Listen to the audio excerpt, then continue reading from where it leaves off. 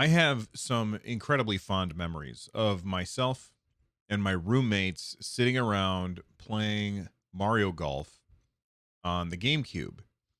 And when the Wii came out, it seemed like the absolute perfect system to have a new Mario Golf experience. Of course, instead of that, we ended up getting Wii Sports, which was huge and a massive, massive boon to Nintendo. It kept them afloat. They made so much money off selling the Wii and Wii Sports.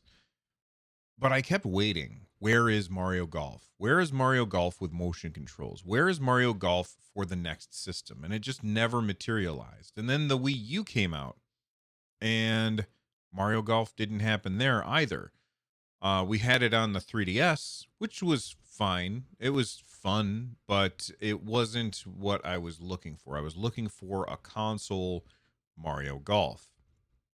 And needless to say, when Nintendo announced Mario Golf Super Rush, I was very excited. I was like, I'm going to pick that up day one. Well, day one has come and gone, and I have yet to buy the game. Why?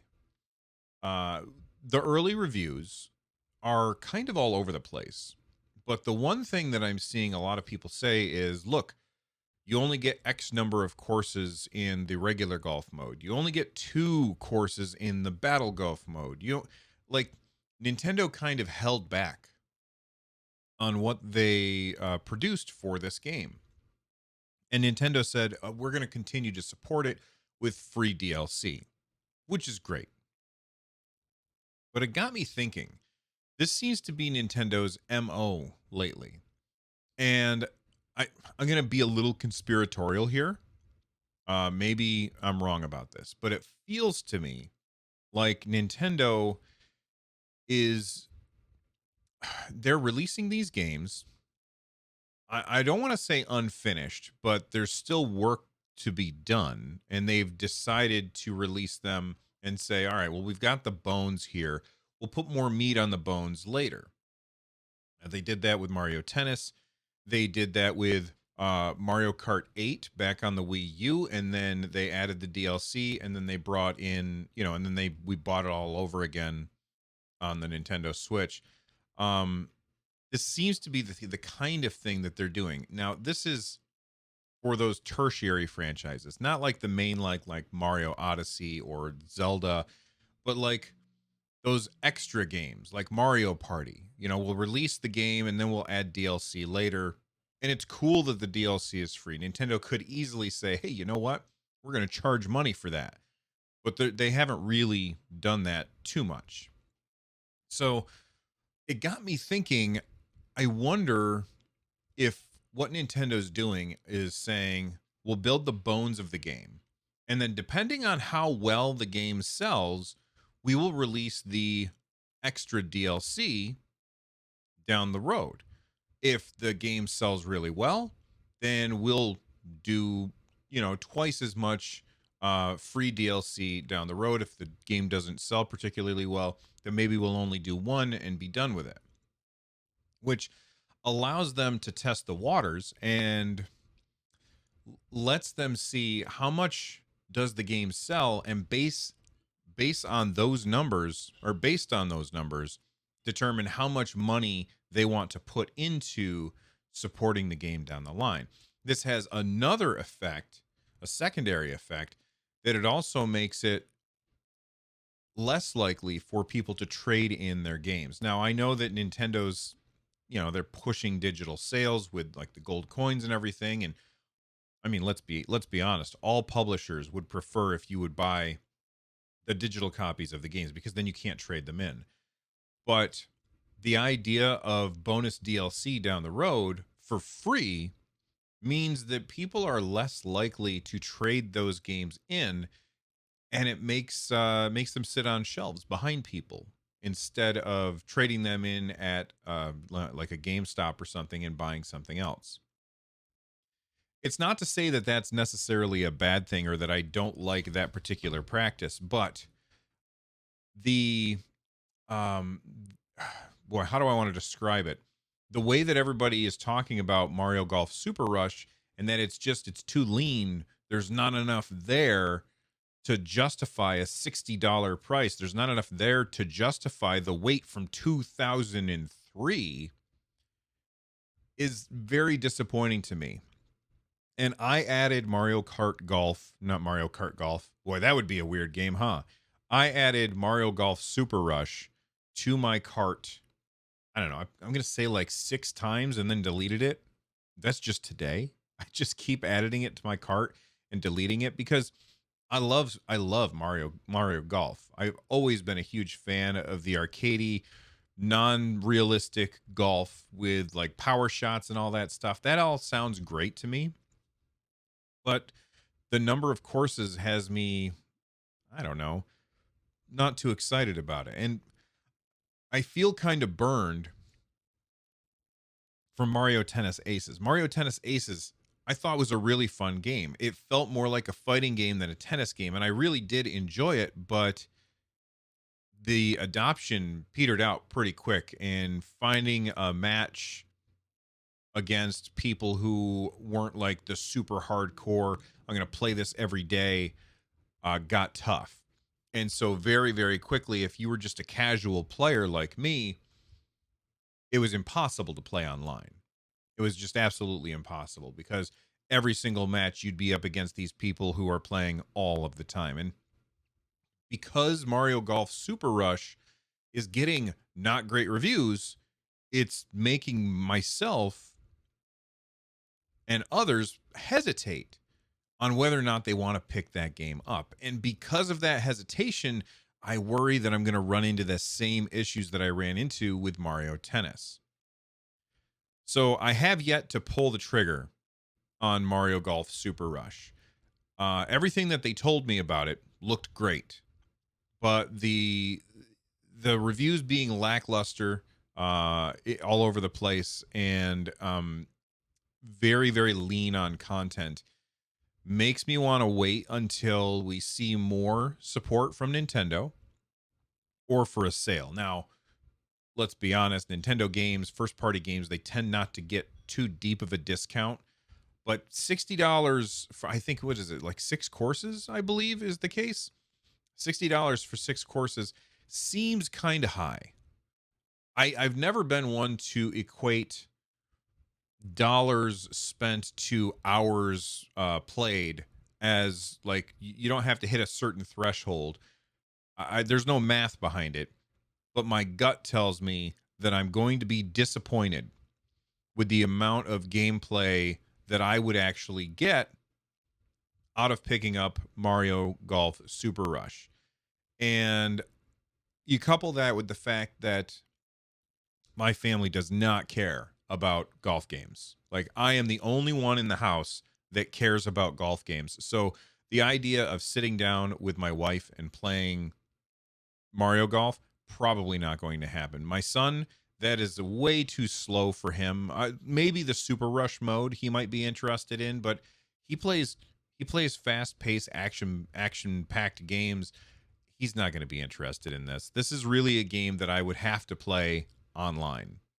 And playing online means that I'm going to be put up against people who are going to be way, way better than me. And that kind of scares me away. Anyway, what do you all think of Mario Golf Super Rush? Have you played it yet? Are you happy that you picked it up? Am I just being ridiculous? Should I buy the game? Let me know in the comment section down below if you're watching this on YouTube. And if you're not watching this on YouTube, if you're listening to the podcast, know that there is a video version you can check out. Head on over to nerdnest.tv and you can click on the subscribe button. You click on the bell, you get notifications, because in addition to the podcast, I do a lot of other videos here on the YouTube channel. All right, let's move on. I want to talk about all of the announcements that Mr. Sakurai put out today. And there's actually a lot of them, and there's a bunch of people who are upset about the announcements from Mr. Sakurai. I don't really understand why people are upset about this stuff. So Mr. Sakurai did his Smash Direct, where, if you don't know who Mr. Sakurai is, Mr. Masahiro Sakurai, he's the head designer for Super Smash Brothers Ultimate. Super hardworking guy. Really, really cares about making these games, the Smash series, as amazing as they are. And in the most recent Nintendo Direct that we had during E3, we got to see the newest character being added to the roster of Super Smash Brothers, and that would be, and I'm probably going to pronounce this wrong, but Kazuya Mishima from the Tekken series. I've never really been a Tekken guy, so I don't know anything about this character. But Mr. Sakurai was talking about it today and showing off gameplay, how the character plays. And he comes out on June 29th, which is tomorrow, right? So you're going to be playing with this character probably before you even hear this particular podcast. So, because I'm recording this on Monday, June 28th. This is the penultimate character in Fighters Pass Volume 2. If you didn't know, Super Smash Brothers Ultimate came out, and the whole thing was everybody's here. And they had every single character that's ever been in a Smash Brothers game in Smash Brothers Ultimate, which is amazing. It's super cool. And then they said, by the way, now we're going to do Fighters Pass. Fighters Pass Volume 1 has these characters. And then Fighters Pass Volume 2 is adding even more characters. And this is the second to last, or first to last, penultimate is the correct word. This is the penultimate character in Fighters Pass Volume 2. I haven't bought any of the characters from Fighters Pass Volume 2. And it's not that I don't like the game, it's that I kind of have found my groove with Pac-Man, and I don't see any reason for me to pick up these other characters, because what I know is going to happen is I'll play as these characters and I'll just go back to Pac-Man. And I still get to fight against these characters, and I don't really care about the stages and stuff like that. I really don't care about the music, but a lot of people do. And so there were a lot of people that were excited for this particular event, and it makes a lot of sense to bring in a character from Tekken. It's a huge fighting game, and there's a lot of crossover with people who like Tekken and people who like Smash Brothers. So of course it makes a ton of sense to bring a character from that franchise. Along with this character, there's also going to be a new stage. That new stage is called the Mishima Dojo, which I guess is the dojo of Kazuya's in Tekken. I don't know. I haven't played that. And it's going to have like 39 songs, which is really cool. Like you get, if you buy Smash Brothers, you get just this list of almost endless music from video game history, which is really, really cool. The game even has like an MP3 mode where you can listen to the music. I don't know that anybody does that, but cool, I guess.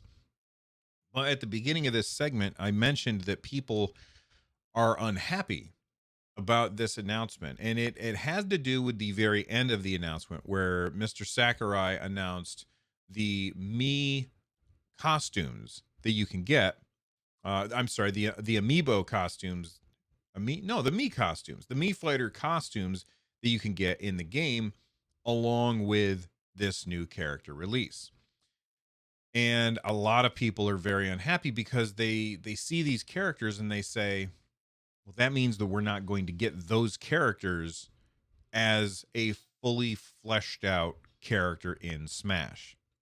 So who are the characters? Well, it would be Shantae from Shantae and the Pirate's Curse, like that kind of stuff. Lloyd Irving, Dante, and the Dragonborn. Now, the one that surprised me the most here is the Dragonborn from Skyrim. And all of these character costumes look really, really cool. But there's a lot of people who look at these and they say, well, wait a second. That means we can't possibly have these characters as fully fledged characters. So we have one character left. And that means it cannot be Shantae. It cannot be Lloyd Irving. It cannot be Dante. And it cannot be the Dragonborn. It's not going to be any of those. So who's it going to be? And then there's a bunch of people who are upset that it's not going to be any of those. And I don't know how I feel about that. I mean, on one hand, I can understand that people would really like to see like the Dragonborn and have the Dragonborn have all of the abilities from Skyrim, like, Fus Ro Dah, all that stuff would be really cool. I totally understand that, but you cannot have it's impossible to please everybody. It's just 100% impossible for every single person to get exactly what they want from this game. And so there's going to have to be corners cut. And the way I look at it is, you know what? If they're not going to include Shantae, Lloyd Irving, Dante Dragonborn, or any other of the characters that they added as a Mii costume, at least they added it as a Mii costume. And it's like the team that Sakurai is in charge of, they're acknowledging, look at these characters. These are the characters that you love, and they are represented in this game, which is basically the greatest crossover event of all time, where you've got all of these characters from different publishers, different video game systems, different eras of time. You got them all mixed together in one game. It is a ridiculous accomplishment. And for anybody to be disappointed that their character that they love so much is represented in the game, but not as a fully fleshed out character, I do understand where you're coming from, but I just don't think that you really have a leg to stand on. So here's my question. Um, who's the last character? And that's of course what everybody's question is. And there's going to be endless rumor and speculation, and we have no idea who that last character is, or if they're going to be the last character. Like perhaps Mr. Sakurai and Nintendo are going to say, you know what? We're going to do Fighters Pass Volume 3. So get ready to start your engines on speculation all over again. Who knows if that's going to happen? But overall, I think that this character looks pretty cool. I will say, this guy Kazuya, he seemed like. Look, I'm not a competitive Smash player, not even a little bit. But as I was watching the Twitch stream, that's what it kind of felt like. As I was watching the Twitch stream, it seemed like almost everybody was saying, "Oh my God, that's OP," and it reminds me of. Okay, so there's this tabletop game that I used to play with a buddy of mine, actually a couple of my friends, but they would all come over to my house. We would set the map out on the board, and we would have these Marvel characters. It was called HeroClix, and the different characters would have different abilities, and it was kind of like chess on steroids. Like it was really like hyped up chess. It was really a fun game, like hyped up chess, where you had Spider-Man and Batman fighting each other, and they had these abilities, and as they fought, their abilities would change. It was a really cool game.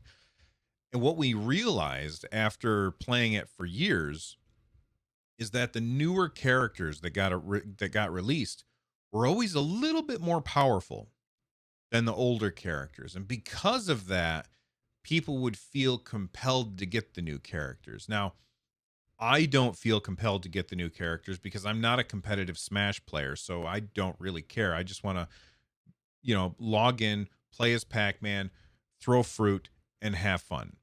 But for competitive Smash players, I think that a lot of them are worried that that's the kind of thing that they're doing, that they're leaving the characters, that they're not being properly balanced. I don't know if that's true. I know that with Smash 4 on the Wii U and the 3DS, there were a lot of people that said when Bayonetta came out, she was way overpowered, and a lot of people used Bayonetta competitively because of that. This is anecdotal, by the way. I don't really follow the competitive fighting game scene, so perhaps I'm wrong about this, but I heard people say that. And to see all of the "that's OP" flying by in Twitch chat when I was watching the presentation made me worry that people are going to flock towards these new characters and ignore all of the old characters because they're more powerful, and that gives them the ability to win more often, which is pay to win, and I don't like it. However, at the same time, I've never really felt like the game was terribly imbalanced. When you're looking at a roster of, like, what is it, 90 characters at this point, pretty hard to actually keep it really balanced. Like, that's a difficult thing to do when you have that many variables to deal with. So I will say, even if it does seem OP, once it gets into the hands of people, I'm sure that Mr. Sakurai and his team will take a look at the data and they'll say, all right, well, Kazuya is winning way too much. So let's dial down some of the things. Maybe he can't do quite as much damage. Maybe we'll lower his recovery jump, the demon wing jump, a little bit, so he can't quite come up nearly as far or as fast as he could otherwise. Like, maybe those kind of things will get changed based on the data. But right now, the consensus that I saw in Twitch chat was that people were worried that he was overpowered. Anyway, what do you think about Kazuya? Are you going to pick him up? Are you going to pick up Fighters? Did you already pick up Fighters Pass Volume 2? If there's a Fighters Pass Volume 3, will you pick that up? And who is your guess for the newest character that is going to be added, the final Fighters Pass Volume 2 character, maybe the final character to be added to Smash Ultimate ever? We don't know yet, but I want to know what your prediction is. Let me know if you're watching this on YouTube in the comment section down below, or get a hold of me on Twitter at RunJumpStomp. That's it for today's episode of Nintendo Switchcraft. Thank you very much for watching or listening. I will see you next time. Bye-bye, everybody.